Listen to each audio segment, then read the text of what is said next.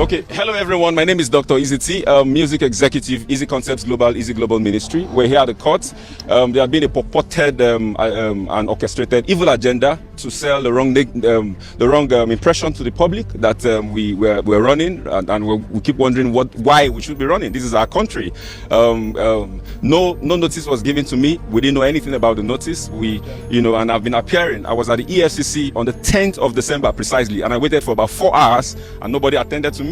We're here in Nigeria. If a fundamental human rights action had been filed against my right that was breached because I was detained for about 9 days in Ilorin, April last year, and I needed to find out why should I be breached, because why should I be detained. There was no court order for why my accounts were frozen, the company accounts as well. My company business was rendered completely put on the pause, and we wanted to find out why should this happen.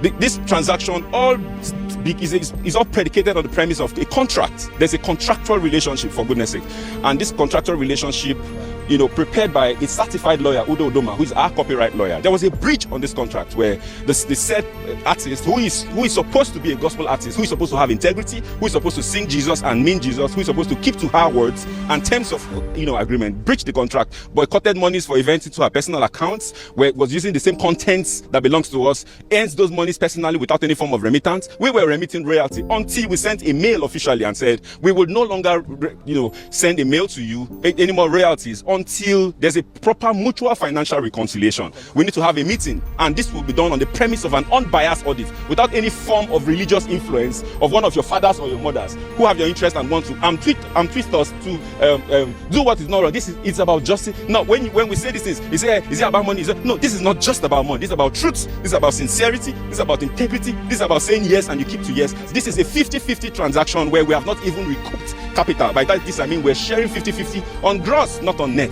and that's a fair contract, for goodness sake. But when I got to the EFCC, I was told not to write my truth. I was told there's nothing about contract. All they just deal with is figures, and I should just write the monies that I'm owing. And I said we can't talk about monies without talking about what gave birth to money. The monies came as a result of the contract. This contract, monies was invested into the artist, and it generated this amount of money. And if there was money that was supposed to come to us and it wasn't coming, and we communicated, you cannot communicate and divert. You can't divert what you have communicated, and there's a mail to that effect. So how is this diversion? That's the question. The monies went into the right channels. By right channels I mean the accounts that are known to the artist. There was no mail regarding diversion of money. There was no resentment whatsoever with respect to how finances were going up until when this contract was breached, and we have every evidence to clear this. How then is this a criminal offense? This is a purported plan by a cartel of evil people who have the face and the mask of Christianity to destroy the system, to give an impression. I'm talking about someone who has earned over $1,500,000 from the same contract. How do you discredit what you have benefited from? The over $600,000 we're talking about is just for streams, not even for events. We have series of meetings where you went for, you didn't tell people you were going, you hid it because you didn't want us to know. That's not transparency, for goodness sake. There is nowhere on the surface of the earth that you hear a label taking 50 and giving the artist 50. And I mean, we paid rent for 5 years, you didn't pay a dime, you don't have a receipt. We gave you cars for all the period, we expended 100% expenditure on your career. This is unfair. This is not the right thing to do. We didn't go to court. We went to court because I wanted to ask that my fundamental right. And why? Because every time I made efforts to see how we can sit down to resolve, the clergies refused. They said my attempt to want to have a peaceful resolution meant weakness, and I would not be bold enough to. If I don't have anything else, I have my truth, I have my voice, and the world will hear.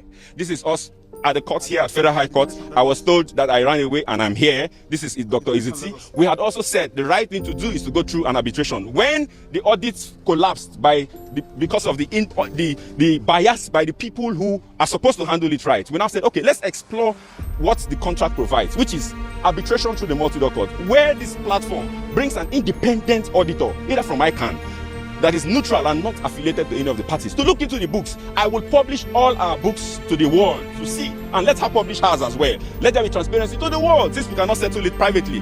What I will not take is to be arm twist. I will not be bullied. I will not be intimidated. No, I will not. It won't happen. Nobody has exclusivity or monopoly of madness. The law is the law, and it's clear.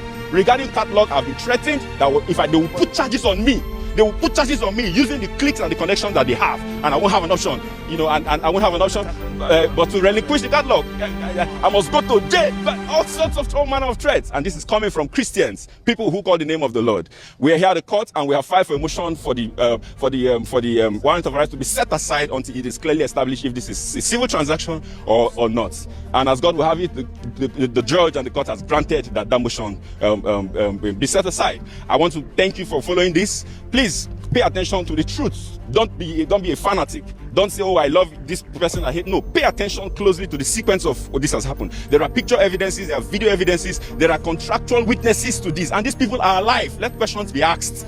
Don't be swayed by your love and emotions, you know, the emotional connection you have to the people who sing. Don't be deceived by religiosity. No, a lot of times appearance is not reality. Pay attention to the nitty-gritty of this. This event is going to unveil and unravel a lot of evil that goes on within the gospel ecosystem. My name is Dr. Eazee Tee, and I want to thank the members of press and the public for granting me here. On my left are part of members of my team, my legal department, and we have Barrister Eazee Tee, and we have Barrister Maxwell. Thank you so much, my lead counsel, Dr. Ubani San, Ife, and everyone who is a part of ensuring that this truth is cascaded to the world, and members of the public. Thank you so much. First, you said build out a number of things like for Mercy Chinwo. Is this exclusive to her? Sorry? Build out a number of things that you did for her. Yeah. In your press release, you said you made her, you said you gave her a flat. Yes, please. Yes, please. Is this exclusive to Mercy Chinwo? Or with respect to her contract. So that's the contractual obligation. From our own end, we're supposed to provide all costs. It's a 360 deal, which means a recording and management contract. So we provided all costs: production costs, housing costs, you know, video costs, you know, mobility costs, and we have the receipts and evidence for all of this. Yes. So yeah, it is not exclusive to. It is exclusive to all the artists on the label. Yes, please. Herself and every other person that is part of this orchestrated conspiracy. They enjoyed it, yeah. Yes, please, yes. Yes, so it's a 50-50 for her, and then it's a 60-40 and 40-60 for some others, and then 50-50 for. But at the end of the day, the ratio is 50-50, yes, based on the agreements. Yeah. And you said when you were in EFCC custody, yes, please. You stressed that it's a civil dispute. Yes, please. But they said they are dealing with figures that I shouldn't talk about. Acknowledge. I was okay. The reason I stayed 9 days in EFCC is because they said to me that if I do not write what I am told to write, I would remain in detention. So because I needed to be free, it's my very first time being in the police station. I want to challenge the public that you will not find my name traced to any law enforcement agent anywhere in the world. I've never visited the police station before. I am a credible Nigerian. I do business and straight. But then I was told that if I do not write, compelling me to write in the manner I was being told to write, that I was going to remain in their custody. And what do? What do? You have to follow somehow. So under duress, I did the things that I did, and then I agreed to transfer a certain amount of money, of course, because the account was blocked. I didn't get a court order.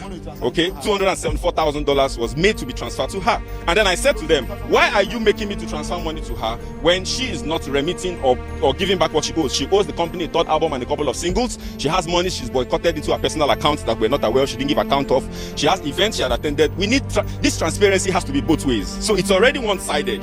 You're right, ensuring that it just comes from we too, but because we're under a lot of pressure and we needed to be free, you know, I had to concede to that, and that's what we went to challenge at the fundamental human rights.